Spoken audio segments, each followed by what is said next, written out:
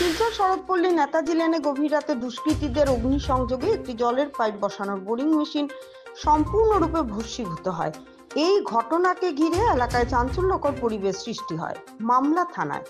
ঘটনাটির বিবরণে জানা যায়, শুক্রবার গভীর রাতে কিছু দুষ্কৃতিকারী নির্মল দাসের জলের পাইপ বসানোর বোরিং মেশিনে অগ্নিসংযোগ করে।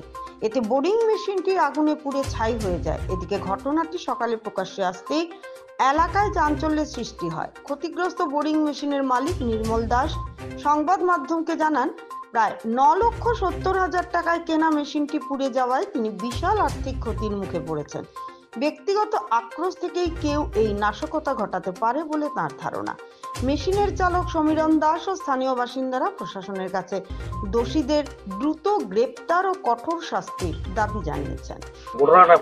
ঘটনাটা হয়েছে কালকে রাত সন্ধ্যার সময় আমরা সারাদিন কাজ করে সন্ধ্যার সময় মেশিনটা রাখিয়া গেছি। সকালবেলায় যে আগুনে জ্বালাল মেশিনটা। কোন জায়গা তুমি এটা শরৎপল্লী উত্তরাঞ্চল নেতাজি লেন। এটা বোরিং মেশিন, এটা বোরিং করার মেশিন। কারণ আমরা তো রাত্রেবেলা কাজ করে গেছি সন্ধ্যার সময়, সকালবেলা এদিকে আমরা আগুনে জ্বালান।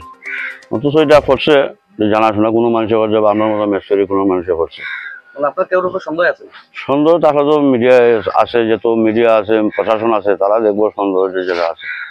প্রশাসনের উপরে আমার একটা ভরসা আছে, বিশ্বাস আছে যে আমার মেশিনটা যে এরকম করছে প্রশাসনের নিশ্চয়ই এটা বার করতে পারবে।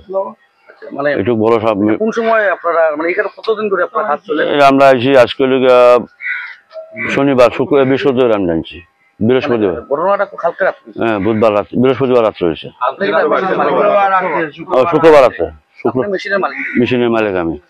কত টাকা মেশিনের দাম? মেশিনের দাম প্রায় 10 লাখ টাকা। 10 লাখ টাকা, 9,70,000 টাকা। পুরো জ্বলে গেছে। পুরা জ্বলে গেছে। আচ্ছা, এখন কিতা করতে যাইবা আপনি, মানে প্রশাসনের কাছে কিতা করতে?